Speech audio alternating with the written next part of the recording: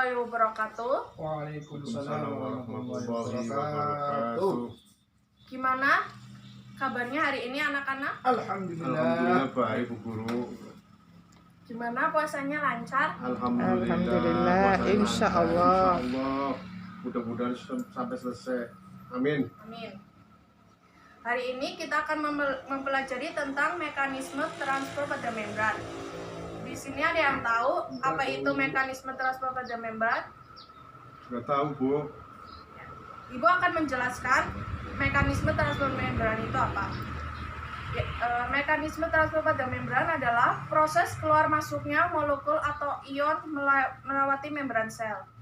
Berbagai macam molekul seperti glukosa, oksigen, dan karbon dioksida harus melewati membran sel untuk keluar masuk sel dalam proses metabolisme. Membran sel tersebut terbentuk dari struktur fosfolipid bilayer yang mana bagian luar bersifat hidrofilik, yaitu tidak suka air.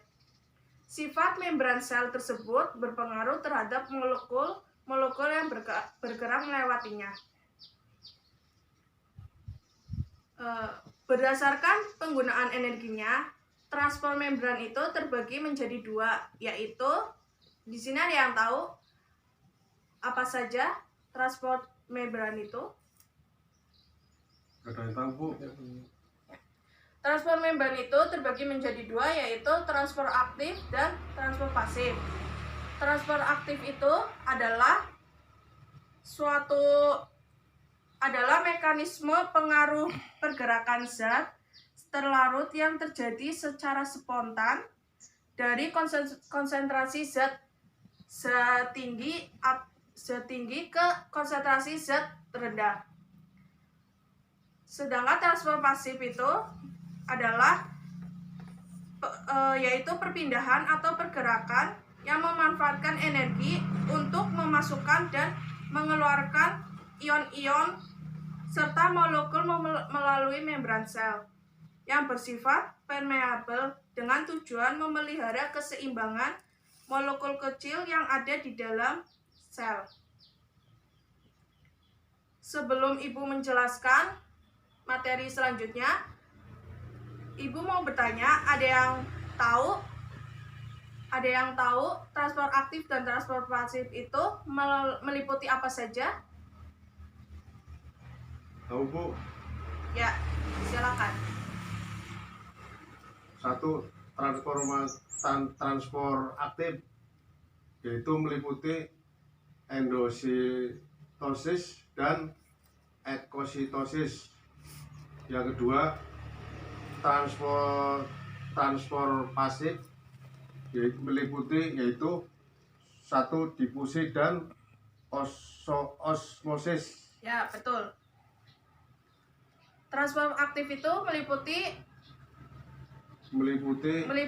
transport aktif itu meliputi endositosis dan eksositosis. Dan transport pasif itu meliputi difusi dan osmosis.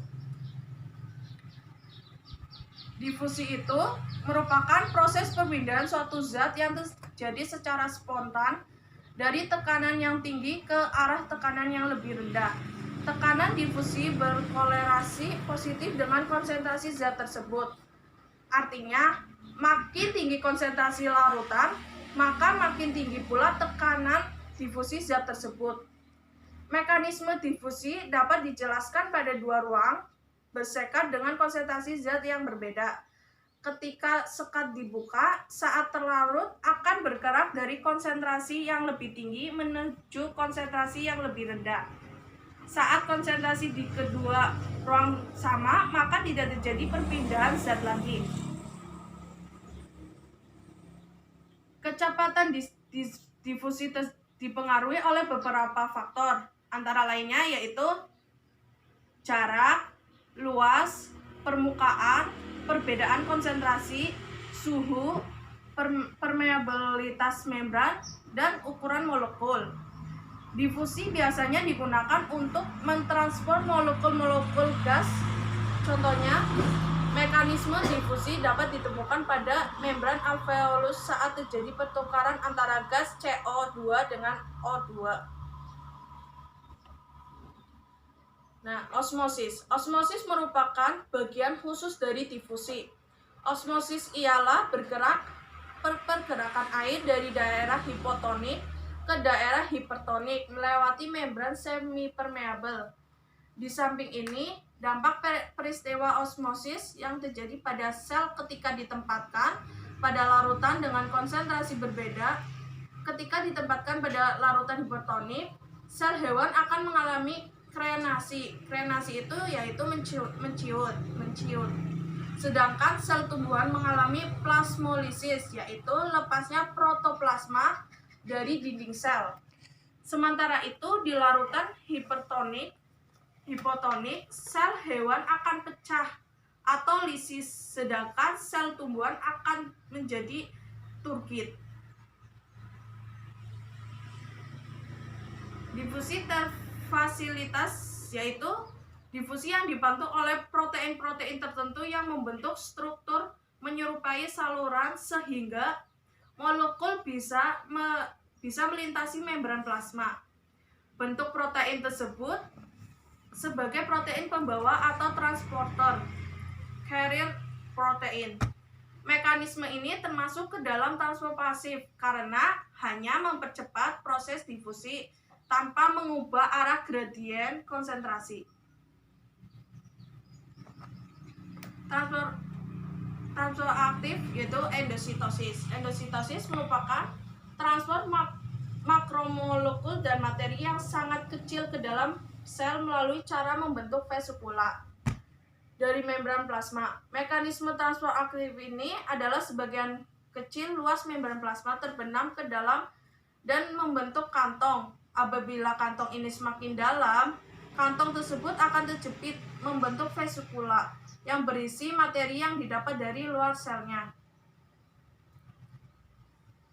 Endositosis ini digunakan untuk beberapa macam fungsi yang sangat penting bagi sel. Karena endositosis dapat meregulasi berbagai macam proses, misalnya seperti pengambilan nutrisi, adesi, dan migrasi sel, masuknya patogen, presentasi antigen, neurotransmisi, reseptor sinyal, presentasi antigen, mitosis, polaritas sel, pertumbuhan serta diferensiasi dan masuknya obat. Yang kedua yaitu eksositosis. Eksositosis merupakan mekanisme transfer molekul yang besar seperti polisakarida dan protein melalui membran plasma dari dalam keluar sel atau sekresi dengan menggabungkan vesikula berisi molekul tersebut dan membran plasma. Vesikula transport yang telah lepas dari aparatus Golgi kemudian dipindahkan oleh sitoskeleton ke membran plasma. Setelah membran vesikula dan membran plasma bertemu, kemudian molekul lipid membran menyusun kembali dirinya sendiri, sehingga kedua membran bergabung. Lalu kandungan vesikulanya tumpah keluar sel. Banyak sel sekretorit menggunakan eksositosis untuk mengirim keluar produknya. Ada yang tahu, sebelum Ibu melanjutkan, ada yang tahu perbedaan transfer aktif dan pasif?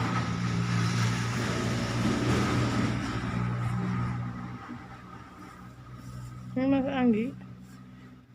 Ya, Bu. Ibu akan menjelaskan perbedaannya. Perbedaannya yaitu pengertian transfer aktif dan transfer pasif. Dalam pengertian, kalau transfer aktif itu pergerakan molekul melintasi membran sel, memompa molekul melawan gradien konsentrasi menggunakan ATP atau energi, disebut sebagai transfer aktif. Transfer pasif, pergerakan molekul di dalam dan melintasi membran sel dan dengan demikian mengangkutnya melalui gradien konsentrasi tanpa menggunakan ATP atau energi. Pergerakan molekul pada transfer aktif yaitu pergerakan molekul dari konsentrasi rendah ke konsentrasi tinggi, yang berarti mereka bergerak melawan gradien konsentrasi. Dengan penggunaan ATP, ia memompa molekul ke atas. Ini adalah proses yang cepat yang terjadi dalam satu arah. Pada transfer pasif, pergerakan molekulnya dari konsentrasi tinggi ke konsentrasi rendah, yang berarti mereka bergerak sepanjang gradien konsentrasi. Dalam hal ini, molekul-molekulnya dipindahkan ke bawah. Ini adalah proses yang lambat dan dua arah. Jenis molekul yang diangkat. Pada transfer aktif, makromolekul seperti protein, gula, lipid, sel besar adalah sebagai beberapa bahan yang diangkut dengan cara ini. Pada transfer pasif, oksigen, monosakarida, air, karbon dioksida, lipid adalah beberapa bahan larut yang diangkut melalui cara ini. Persyaratan ATP atau energi. Pada transfer aktif, yaitu ada energi yang dibutuhkan, yaitu dalam bentuk ATP. Sedangkan transfer pasif tidak diperlukan energi. Jenisnya pada transfer aktif, endositosis, eksositosis, pompa proton, dan pompa natrium kalitum. Pada transfer pasif, osmosis dan difusi. Fungsi pada transfer aktif, meskipun fungsi kedua jenis transfer adalah untuk membawa ion dan molekul, transfer aktif yang bisa digunakan untuk membawa melalui membran sel. Pada transfer pasif, ini digunakan untuk menjaga keseimbangan di dalam dan di luar sel nutrisi, air dan gas, dan lain-lain.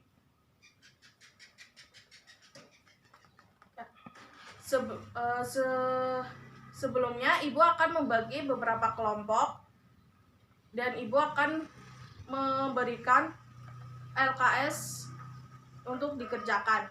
Setelah itu dipresentasikan di depan kelas. Silakan. Ibu memberikan waktu selama 10 menit untuk mengerjakan LKS-nya.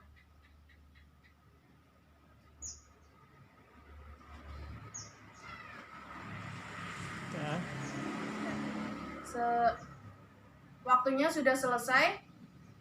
Ada yang mau mempresentasikan jawaban? Ya, silakan Mas Anggi. Pengertian dari transport aktif dan transport pasif. Transport aktif adalah pergerakan molekul melintasi membran sel, memompa molekul melawan gradien konsentrasi menggunakan ATP atau energi, atau disebut sebagai transport aktif. Yang kedua, transport pasif, yaitu pergerakan molekul di dalam dan melintasi membran sel, dan dengan demikian mengangkutnya melalui gradien konsentrasi tanpa menggunakan ATP atau energi.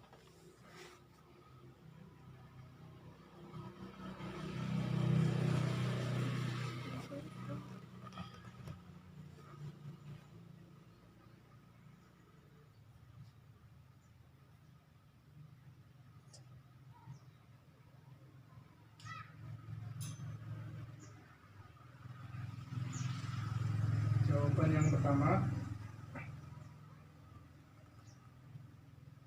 3 ion natrium diambil dalam sel dan menempati dinding sel. Yang kedua, energi diperlukan untuk mengubah bentuk protein integral pada membran agar membuka ke bagian luar sel.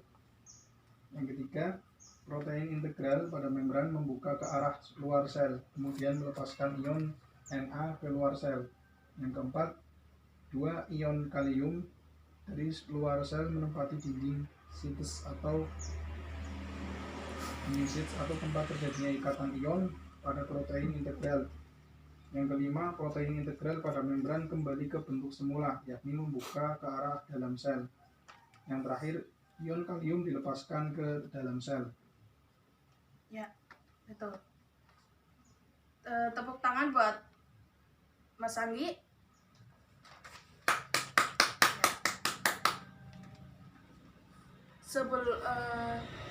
sebelum Ibu mengakhiri pelajaran, ada yang bisa menyimpulkan pelajaran hari ini? Ada, Bu. Ya, silakan. Untuk pelajaran Bu Guru hari ini, saya bisa menyimpulkan Bu Guru, yaitu kesimpulannya transport pada membran terdiri dari dua, yaitu transport pasif dan transport aktif. Transport pasif yaitu meliputi difusi dan osmosis. Yang kedua, transport aktif meliputi endositosis dan ekositosis. Ya, Itulah Bu Guru kesimpulan dari saya. ya, betul sekali. Nah, sebelum Ibu mengakhiri, untuk pertemuan selanjutnya, beberapa anggota kelompok untuk membawa umbi kentang, kita akan melakukan percobaan tentang difusi dan osmosis pada umbi kentang dengan mengamati secara langsung di dalam mikroskop. Ada yang mau bertanya? Udah cukup, Bu. Baik. Ibu akhiri pelajaran hari ini. Terima kasih. Wassalamualaikum warahmatullahi wabarakatuh. Waalaikumsalam warahmatullahi wabarakatuh.